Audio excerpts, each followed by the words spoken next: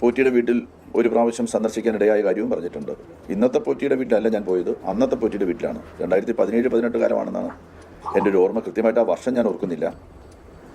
16-ൽ മന്ത്രിയായി ഞാൻ ശബരിമല ഉത്സവകാലത്ത് എത്തുന്ന ഘട്ടങ്ങളിലൊക്കെ തന്നെ ശബരിമലയിൽ നിൽക്കുന്നതായിട്ടുള്ള പോറ്റിയെ ഞാൻ കണ്ടിട്ടുണ്ട്. ഒരു സന്ദർഭത്തിൽ ഞാൻ ശബരിമലയ്ക്ക് പോകുന്ന ദിവസമാണെന്ന് തോന്നുന്നു. പോകുന്ന ദിവസം തന്നെയാണ് പോറ്റി എന്നെ വിളിച്ചിട്ട് യാത്രാ മധ്യേ അയാളുടെ വീട്ടിൽ ഒരു കുട്ടിയുടെ ചടങ്ങുണ്ട്. കാര്യമായിട്ടാണ്, നമ്മുടെ ജില്ലയിൽ തന്നെയാണ്, ആ റോഡിൻ്റെ അടുത്ത് തന്നെയാണ്. ആ ചടങ്ങിലൊന്ന് പങ്കെടുത്തിട്ട് പോകണമെന്ന് സ്നേഹപൂർവ്വം എന്നെ നിർബന്ധിക്കുന്നുണ്ട്. ആ നിർബന്ധത്തിന് വഴങ്ങി പോലീസ് പാർട്ടിയുമായിട്ടാണ് എന്നെ ആ വീട് കാണിച്ചു തരാനായിട്ട് പോലീസ് പാർട്ടിയാണ് കൂടി ഉണ്ടായിരുന്നത്. പോലീസ് പാർട്ടിയുമായിട്ട് അവിടെ പോകുന്നുണ്ട്. അവിടെ ഒരു ചെറിയ ചടങ്ങ് മറ്റും നടക്കുന്നുണ്ടായിരുന്നു. ചടങ്ങ് എന്താണെന്ന് ഞാൻ ഓർക്കുന്നില്ല. ഒരു ചെറിയ കുട്ടിയുടെ 1ാമത് ജന്മദിന ചടങ്ങോ അങ്ങനെ എന്തോ ആണെന്നാണ് എൻ്റെ ഒരു ഓർമ്മ. ആ ചടങ്ങിൽ പങ്കെടുത്തു. അവിടെ നിന്ന് ഭക്ഷണം കഴിച്ചു. ഞാൻ ശബരിമലയ്ക്ക് പോവുകയും ചെയ്തു. ആ ഒരു പ്രാവശ്യം മാത്രമാണ് ഞാൻ പോറ്റിയുടെ വീട്ടിൽ പോയിട്ടുള്ളത്. അതും അങ്ങനെ ഒരു നിർബന്ധത്തിന് വഴങ്ങി പോയതാണ്. ഇന്നത്തെ തരത്തിലല്ലല്ലോ അന്ന് ഞാനും പലരും പോറ്റിയെ കണ്ടിട്ടുള്ളത്. ശബരിമല സ്വാമിയുടെ ഒരു ശരിയായിട്ടുള്ള ഭക്തൻ എന്നുള്ള നിലയിലാണ് പോറ്റിയെ അന്ന് കണ്ടിട്ടുള്ളത്. അതുകൊണ്ടാണ് അങ്ങനെ പോകാൻ തന്നെ ഇടയായതില്ലെങ്കിൽ പോകുമായിരുന്നില്ല. അതാണ് ആ യാത്രയെ സംബന്ധിച്ച് പറയാനുള്ളത്. ഞാനത് അന്വേഷക സംഘത്തോട് ഞാൻ അങ്ങനെ തന്നെ പറഞ്ഞിട്ടുണ്ട്. എന്നോട് ചോദിക്കുന്നതിന് മുമ്പ് തന്നെ ഞാൻ പറഞ്ഞിട്ടുണ്ട്. അങ്ങനെ പോറ്റി ഒരു മൊഴി കൊടുത്തതായിട്ട് പറഞ്ഞുകൊണ്ട് അന്വേഷക സംഘം അങ്ങനെ എന്നോടൊന്നും ചോദിച്ചില്ല. ഞാൻ അങ്ങോട്ട് പറയാനുണ്ടായിരുന്നു. അങ്ങനെ ഒരു അഭ്യൂഹത്തിനും അടിസ്ഥാനമില്ല. അങ്ങനെ ഒന്നും സംഭവിച്ചിട്ടില്ല. നേരത്തെ കേരളത്തിലെ ഒരു പ്രമുഖ പത്രം പറഞ്ഞു, കഴക്കൂട്ടം മണ്ഡലത്തിൽ ഒരുപാട് സ്പോൺസർഷിപ്പിൽ പോറ്റിയുടെയോ അല്ലെങ്കിൽ പോറ്റിയുമായിട്ട് ബന്ധപ്പെട്ടവരുടെയോ വീടുകൾ വെച്ച് കൊടുക്കുകയോ മറ്റു കാര്യങ്ങളൊക്കെ ചെയ്തിട്ടുണ്ടെന്ന് പറഞ്ഞു. ഞാൻ ഉദാരമതികളായിട്ടുള്ള നല്ല മനുഷ്യരെ കണ്ടാൽ അവരോടെല്ലാം തന്നെ പാവപ്പെട്ട ആളുകൾക്ക് എന്തെങ്കിലും സഹായം നൽകണമെന്ന് പറയാറുണ്ട്. 10-40 വീടുകളെങ്കിലും ചിലത് റെനോവേറ്റ് ചെയ്ത് കൊടുത്തിട്ടുണ്ട്, പുതിയ വീട് നിർമ്മിച്ച് കൊടുത്തിട്ടുണ്ട്.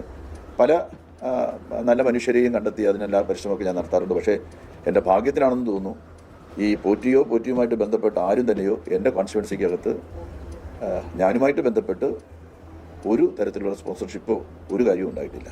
ഒരു ഗിഫ്റ്റും ഞാൻ എൻ്റെ ജീവിതത്തിൽ പോറ്റിയുടെ കയ്യിൽ നിന്ന് കൈപ്പറ്റിയിട്ടില്ല, വാങ്ങിയിട്ടില്ല. അങ്ങനെയുള്ള യാതൊരു തരത്തിലുള്ള ഇടപെടലുകളും എനിക്ക് പോറ്റിയുമായിട്ടില്ല. നമ്മുടെ സംസ്ഥാനത്ത് നമുക്കെല്ലാവർക്കും വിശ്വസിക്കാൻ കഴിയുന്ന ഒരു സംവിധാനമാണ് ഹൈക്കോടതി എന്ന് പറയുന്നത്.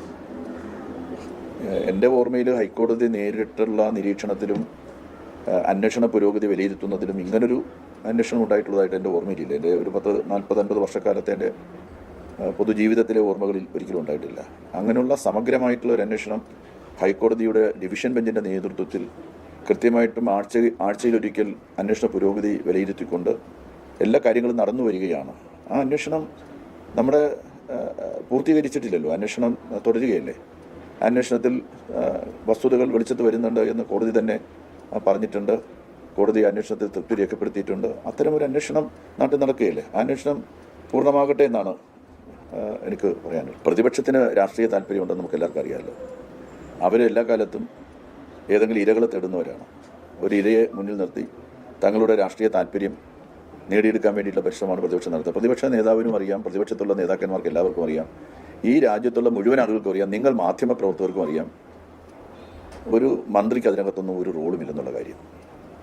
തന്ത്രിയുടെ കാര്യം വേറെയാണ്. അദ്ദേഹം 24 മണിക്കൂറും ആ ക്ഷേത്രത്തിൽ തന്നെ ബന്ധപ്പെട്ട് ക്ഷേത്രകാര്യങ്ങളെല്ലാം ഇടപെടുന്ന ഒരാളാണ്. അദ്ദേഹം എന്തെങ്കിലും തരത്തിലുള്ള കാര്യം ചെയ്തൊന്നും ഞാൻ പറയുന്നില്ല. പക്ഷേ ഇത് രണ്ടും രണ്ടാണെന്ന് മനസ്സിലാക്കാനുള്ള ശേഷിയൊക്കെ ഈ നാട്ടിലെ ജനങ്ങൾക്കുണ്ട്. പ്രതിപക്ഷം രാഷ്ട്രീയമായിട്ടുള്ള ഉദ്ദേശത്തോടു കൂടി നടത്തുന്ന പ്രചാരണങ്ങൾ മാത്രമാണത്. അതിനെ ആ നിലയിൽ മാത്രം കണ്ടാൽ മതി. രാഷ്ട്രീയമായിട്ടുള്ള ഒരു പ്രചരണത്തിന് ഈ വിഷയത്തെ മന്ത്രിയെ കൂടെ ബന്ധപ്പെടുത്തി ആയുധമാക്കാൻ വേണ്ടിയിട്ടുള്ള പരിശ്രമമാണ് പ്രതിപക്ഷം നടത്തുന്നത്. ഞാൻ പറഞ്ഞല്ലോ, എനിക്ക് കൃത്യമായിട്ട് ഓർമ്മയില്ല. കുറച്ച് വർഷങ്ങൾക്ക് മുമ്പുള്ള കാര്യമല്ലേ. അവിടെ ഒരു ചടങ്ങ് നടന്നു എന്ന് എനിക്കറിയാം. എന്ത് ചടങ്ങാണെന്ന് കൃത്യമായിട്ടൊന്നും ഞാൻ എഴുതി വെച്ചിട്ടൊന്നുമില്ല. ഒരുപക്ഷെ നിങ്ങൾക്ക് അന്വേഷിച്ചാൽ കണ്ടെത്താൻ പറ്റും.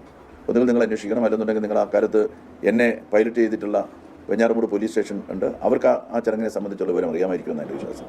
പോലീസിന് അറിയാമായിരിക്കും.